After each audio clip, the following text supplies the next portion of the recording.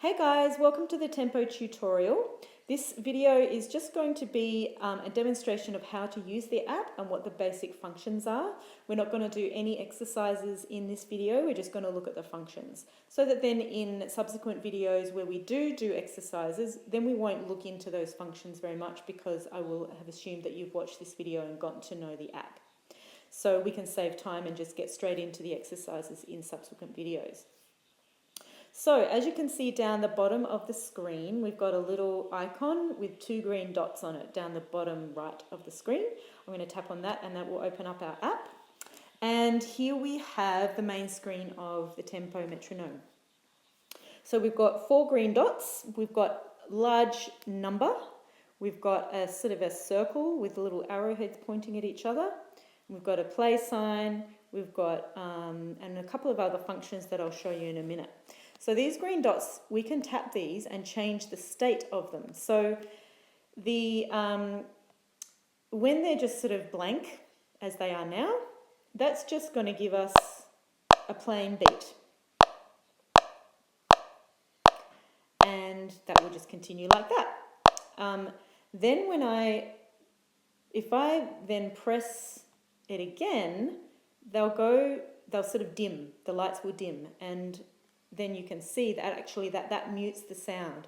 We can still see it, but we can't hear it. This can actually be useful in some circumstances where you don't want to hear it, but you want some kind of visual representation of the beat still to guide you and aid you. It can be a good halfway point between using a metronome and not using one. Then I can press them again, and it will put little arrows on the beats, and that will it will sort of accent the beat, meaning sort of change the sound. So we can use this in a couple of ways, but the main way, one of the primary ways, is just to mark the first beat of the bar, or the first beat of our beat grouping. And as you can see, our beat grouping here is 4, because we've got 4 dots. So it's just marking the first one of those 4. And that helps us to just keep track of where the start of the beat group is, because that's quite important in rhythm. So I'll just pause that for a sec.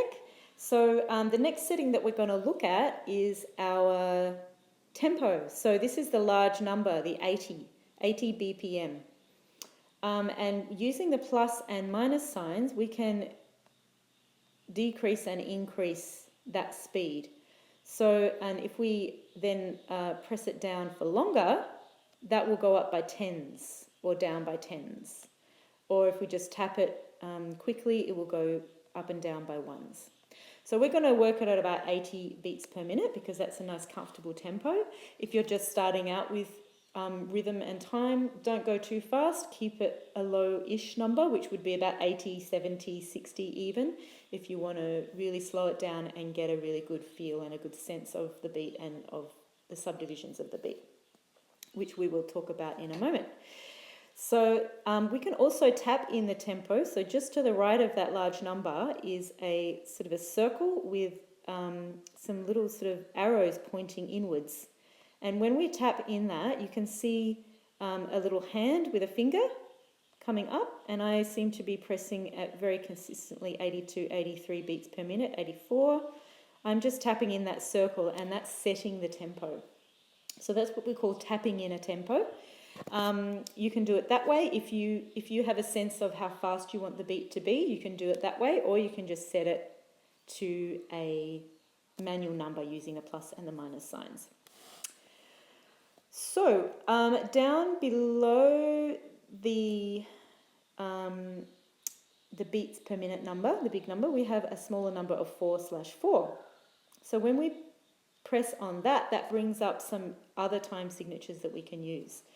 Now, again, if you're just starting out with time and rhythm, stick with 4/4 because that's the most intuitive beat grouping that most people have a sort of a sense of through the music that we listen to most commonly in our tradition, is often 4.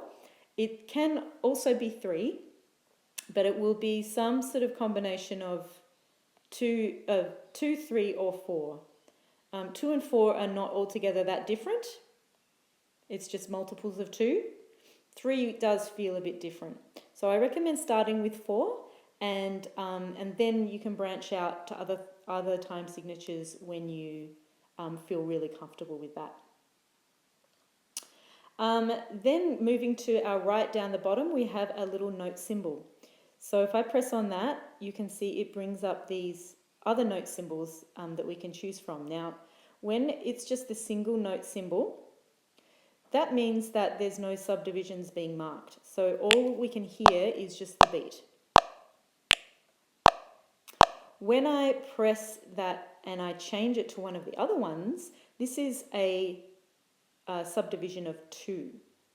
Then we have a subdivision of 3, a subdivision of 4, and we even have other more complicated markings of the beat, which I won't talk about today. We're just going to look at 2, 3, and 4. So we look at 2, and as you can hear when I press play, now we have more sounds. You can see that the beat is still going the same speed as before by watching the green dots, but we also have extra beats in between, which is marking where the subdivisions are. 1, 2, 1, 2, 1, 2, 1, 2, taka, taka, taka, taka, 1, 2, 1, 2, 1, 2. Now, only one of those beats is marked as a higher click, so it means that all the other ones sound the same. If you want to hear the difference between a on-beat and an off-beat, we can actually cycle through by tapping the green dots and putting accents on all of the beats, and this means that now the on-beats are a high click and the off-beats are a low click. On, off, on, off, on, off, on, off, yeah? Off, off, off, off. On, on, on, on. So this is really helpful for practicing our on-beats and off-beats and also creating rhythms out of them. When we go to the 4 subdivision, you can hear that it starts getting a lot faster. Even though the beat itself is still the same speed, it's still 80 beats per minute, but our subdivisions, we have more subdivisions, so they're squashed into that tone. 1, 2, 3, 4, 1, 2, 3, 4, 1, 2, 3, 4, 1, 2, 3, 4, taka dimi, taka dimi, taka dimi, taka dimi, and so forth. If you are up to doing a subdivision of 4, you can do that. But if that's too much for you, please stay at 2. There is no need to jump to a higher subdivision just for the sake of it. Just be where you're at and stick with 2 if that's what's right for you. If you are feeling adventurous and you want to try a subdivision of 3, you can. 1, 2, 3, 1, 2, 3, 1, 2, 3, 1, 2, 3. It is different, and the way that you tap will be different. And taka da, taka da, taka da, taka da. 1, 2, 3, 1, 2, 3, 1, 2, 3, 1, 2, 3, 1, 2, 3. So, that's an option for those of you who feel comfortable with that. But once again, don't feel the need to jump ahead. Stick with what you feel is achievable for you. We want a little bit of challenge, but we also want it to feel achievable so that it's motivating to practice. So they're the main settings of the main screen. We can pop that back on a subdivision of 1. And we're going to change those green dots back to normal so that we're only accenting the first beat, and then there we have a normal, simple metronome beat.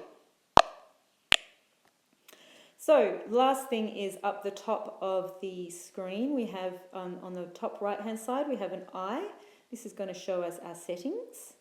You can change the theme of the colouring. I like the dark one, so I'm going to keep it at that. And when we just go down, sort of halfway down, you can see the sound category and you can see the sound set. So this is one thing that you might want to play around with to get the sounds that you like. When I press sound set, we have a few options. Now, this version that I have on my iPad is actually the free version, so there's limited options. On my phone, I actually have the full version, which is the Android version, and there's a lot more sound sets that I can choose from on that. So this is just, to It just gives you a few options. I like the blip one, but let's try one of the others. Let's try wooden. As you can hear, it's a bit of a different sound. I don't like that so much. I find the blip a little bit sort of smoother. So I like to use that one. But it's really up to you. You use the one that you like the sound of. So that's really the main functions of how we're going to use tempo to do rhythm exercises. So as I said, I'm going to make some more videos actually doing those exercises. But I won't be explaining how to use the app in those videos. So just make sure that you get to know the app, have a little play with it, and then when we do our exercises, we can jump right in. So I hope that helps, and I'll see you guys in another video. Bye.